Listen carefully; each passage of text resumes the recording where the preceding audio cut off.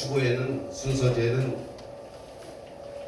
사회여부 축도가 지금 바뀌어 있어서 오늘 축도는 이가공 목사님께서 해주실 예정입니다.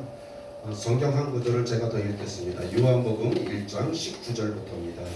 유대인들이 예루살렘에서 제사장들과 레위인들을 요한에게 보내어 내가 누구냐 물을 때 요한이 증언이 이러하니라. 요한이 드러내어 말하고 숨기지 아니하니 드러내어 하는 말이 나는 그리스도가 아니라 한데 또 묻되 그러면 누구냐 내가 엘리야냐 이르되 나는 아니라 또 묻되 내가 그 선지자냐 대답하되 아니라 또 말하되 누구냐 우리를 보낸 이들에게 대답하게 하라. 너는 내게 대하여 무엇이라느냐 이르되 나는 선지자 이사야의 말과 같이 주의 길을 굽게 하라고 광야에서 외치는 자의 소리라 하니라. 아멘. 우리가 무슨 제품을 만든다든가 아니면 또 무엇을 할 때 이게 독과점 품목이라면 어마어마하게 돈을 버는 그런 것일 겁니다. 우리 조성덕 목사님이 철원에서 농장을 하는데 전국에서 우리 조성덕 목사님의 사과 농장이 유일하다. 그러면 아마 떼돈을 벌 것입니다. 누가 아이디어를 냈는데 그거를 전 국민이 사용하지 않고 쓰이지 않으면 안 될 만한 그런 것이 있다 그러면 그것처럼 돈벌이가 되는 것이 없을 겁니다. 그런데 이스라엘 백성에게 하나님이 독과점 품목을 하나 주셨습니다.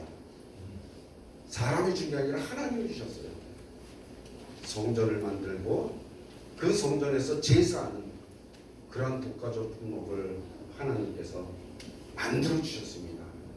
그러니까 대제사장, 제사장, 서기관, 바리새인, 사두개인 이런 사람들이 그 성전의 빌부터 갖고 돈을 많이 버는 거예요. 거기에 장사하는 사람들도 있지 참 많은 사람들이 성전에서 돈을 많이 버는 거예요. 그런데 어느 순간에 이 성전에서 제사 드리러 오는 사람들이 점점 줄어드는 거예요. 야 이상하다. 왜 성전에서 이렇게 제사하는 사람들이 자꾸 줄어드나 봤더니 요단강에서 세례요한이라는 사람이 거기서 세례를 베푸는데 그것도 공짜로 세례를 베푸는데 그 세례를 받는 사람들이 죄사함을 받는다. 그런 소문이 나니까 그렇게 제사 지낼 때 양을 갖다 바치고 소를 갖다 바치고 그러면서 돈이 많이 들어갔던 그 제사가 아니 세례요한이라는 사람이 공짜로 죄를 용서해주는 세례를 베푼다니까 사람들이 다 글로 몰려가게 되는 거예요. 그러니까 성전에서 제사하는 돈 벌던 사람들이 깜짝 놀라갖고 이게 도대체 무슨 일이냐 해서 사람들을 세례요한에게 보냅니다. 도대체 당신이 무슨 권한으로 세례를 주고 죄를 용서해 주느냐? 하나님께서 1500년 전에 모세를 통해서 우리에게 제사법을 가르쳐주고 우리를 통해서만 죄를 용서받는 그런 일을 우리에게 맡겨줬는데 당신이 무슨 권한으로 세례를 주고 당신이 무슨 권한으로 죄를 용서해 주냐? 막 따지기 시작하는 거죠. 그런데 세례 요한은 배운 것도 없습니다. 광야에서 살았습니다. 요즘 말하면 노숙자 같은 인생을 살았습니다. 그런 이상한 사람이 죄를 용서해 준다니까 이 제사장들이나 배운 사람들은 도대체 이해가 가지 않는 거예요. 뭐 저 사람이 세례를 주었고 뭐 저 사람이 죄를 용서해 주냐. 세례 요한은 새 시대를 펼쳐나가요. 구약의 제사법과 신약의 세례를 그 중간에서 새 시대를 열어간 사람입니다. 세례 요한을 통해서 예수 그리스도가 나타납니다. 세례 요한을 통해서 새 시대가 이루어졌습니다. 이 땅에 많은 역동적인 시대가 지금 흘러가고 있습니다. 과도기라고 합니다. 우리 어른들, 우리보다 우리의 부모님 세대는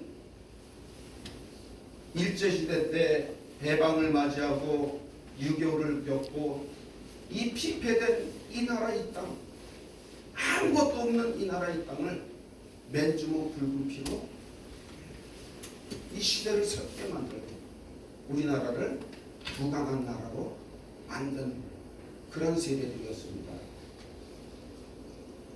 대가족 제도에서 부모님들을 공경하고 자녀들에게는 나처럼 고생시키지 않겠다 해서 배우게 만들고 교육을 시키고 그리고 이 나라에 잘 살아보세, 잘 살아보세, 우리도 한번 잘 살아보세. 그 부모님들 세대가 지나가고 우리 세대가 만들어졌습니다. 우리는 그래도 조금 배운 세대입니다. 그리고 이 나라의 주역으로 살아온 세대입니다. 그런데 우리들의 자녀의 세대는 도대체 이해할 수 없는, 도대체 어떻게 표현할 수 없는 이상한 세대가 지금 막 만들어져 가고 있습니다. 대가족 제도에서 이렇게 우리 가족들만 한 가족, 핵가족이라고 그랬죠. 옛날에는 핵가족 세대. 그리고 우리가 예비군을 연받을 때는 아이들을 많이 낳으니까 남자들 전부 정관수술 받기 위해서 잘 키운 딸 하나 열아들 안 부럽다.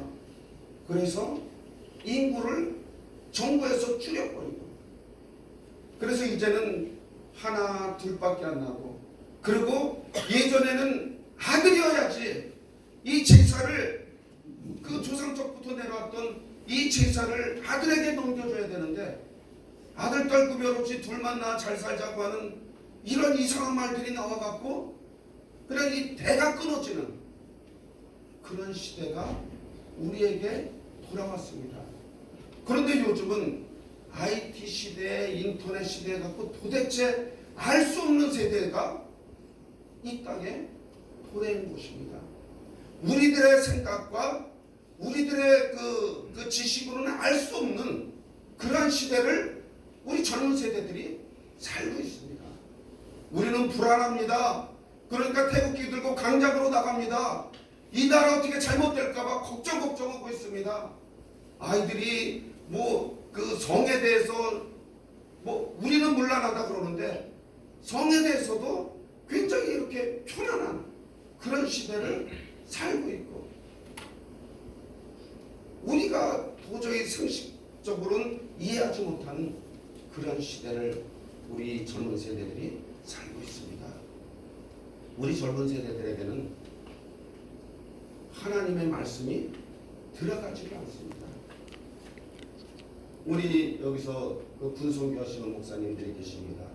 그분들의 말씀에 의해서 보면 그 예전에는 이렇게 예배드리러 오는 사람들에게 그 점수를 줘갖고 마일리지를 줘갖고 휴가도 더 주고 그런 제도가 있었었는데 그런 제도가 싹 없어지고 나서부터는 그 이렇게 그 교회 안에 가득 찼던 그 젊은 군인들이 용사들이 지금은 텅텅 비었다고 하소연을 하고 있는 그런 시대를 우리가 살아가고 있습니다. 이 시대를 살면서 하나님께서 우리에게 주신 소명이 있습니다. 우리의 부모님들 그동안 이 나라를 여기까지 이끌어 오시고 만들어 오신 그 주역들 이제는 쓸쓸히 퇴장을 해야 될 그 분들의 뒷모습을 아름답게 만들라고 하나님께서는 우리를 선택해 주셨습니다. 어느 누구든지 퇴장하는 뒷모습이 아름답고 당당해야지 그래야지 그분의 인생이 멋있는 건데 우리들의 부모님 세대가 지금 이 무대에서 떠나가는 이 뒷모습이 너무나도 초라합니다. 그래서 하나님께서는 우리를 통해서 이 어르신들, 이 시대를 퇴장하는 어르신들에게 뒷모습이 당당할 수 있도록 하나님께서는 우리에게 그 사명을 허락해 주셨습니다. 세례 요한에게 새 시대를 열어가게 만든 것처럼 하나님께서 우리에게 새 시대를 열어가게 만들어 주십니다. 큰 교회에서는 벌써 다 요양원에 선교도 나가고 그런 일들을 많이 하고 있습니다. 그런데 한국요양 선교회는 이러한 선교의 조직을 통해서 시스템을 만들어서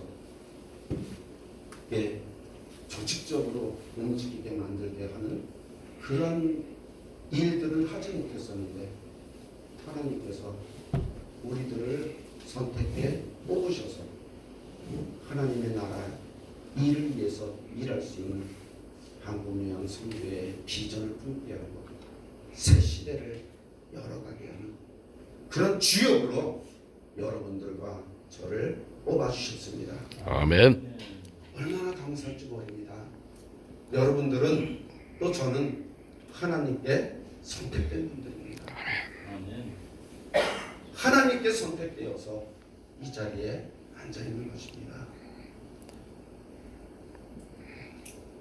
세례 요한처럼 우리들은 세상에서 보잘것없는 사람들입니다. 내놓을 거 없는 사람들입니다.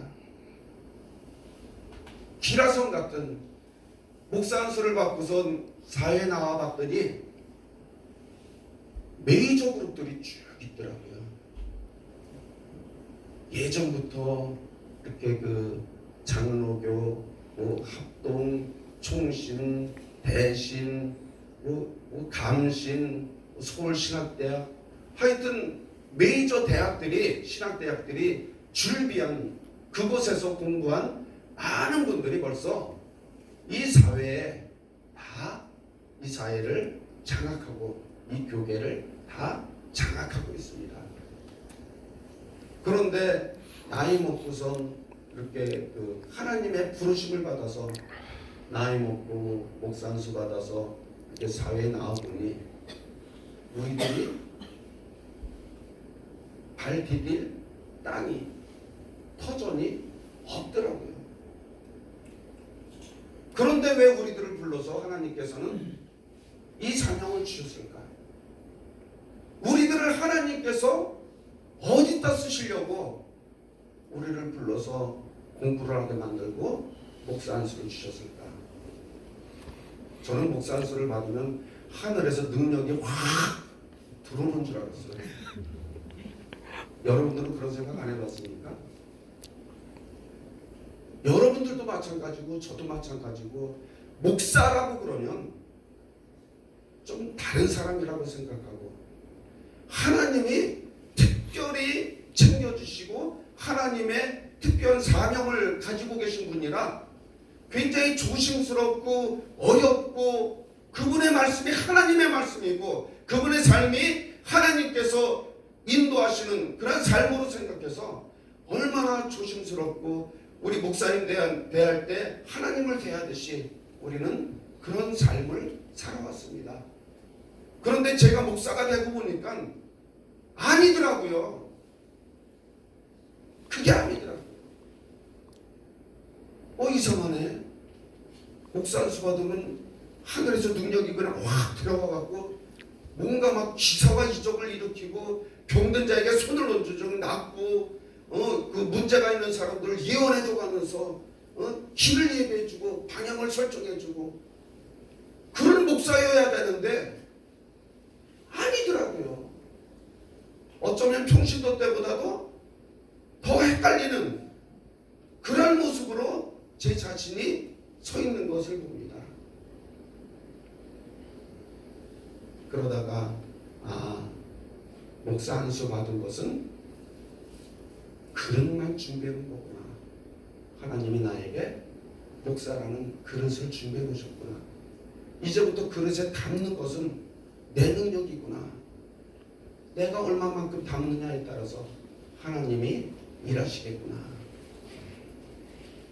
그런 마음으로 정말 몸부림쳐가면서 저뿐만이 아니라 여기 계신 모든 분들 다 몸부림쳐가면서 하나님이 준비한 이 그릇에 무엇을 담아놓을까, 어떤 능력을 담을까, 어떤 말씀을 담을까, 늘 이렇게 강단에 설 때마다 힘들고 어려운 그런 삶을 우리 모두는 살아가고 있습니다. 그러다가 우리에게 한국요양성교회라는 큰 비전과 꿈을 허락해 주셨습니다. 이제는 우리 한 사람 한 사람의 그릇 속에 한국요양성교회라는 것을 담아서 하나님이 우리를 통해서 하시고자 하시는 그 일들, 도대체 이해할 수 없는 시대가 도래하는 이 시대에서 내 부모를 공경하라. 그리하면 내가 내게 준 땅에서 장수하고 복을 누리리라는 그 말씀들이 우리를 통해서 이루어지고 성취되게 하기 위해서 우리를 불렀습니다. 우리가 상대하는 사람들은 우리보다도 더 초라하신 분들, 우리보다 더 연약하신 분들, 다른 사람들이 관심이 없고 이 세상 사람들이 외면하는 그런 사람들을 우리가 찾아갑니다. 하나님께서 말씀하십니다. 고아와 과부에게, 어렵고 힘든 사람에게 하나님의 사랑을 전하라는 그 소명을 우리가 받았습니다. 그리고 우리가 한국요양성교회 창립 예배를 오늘 드립니다. 여러분들은 한 분 한 분 하나님께 선택되신 분이십니다. 핀셋으로 한 분 한 분 뽑아서 여기 오시게 만든 그분이 바로 하나님이십니다. 이 사명 우리 잘 감당하십시다.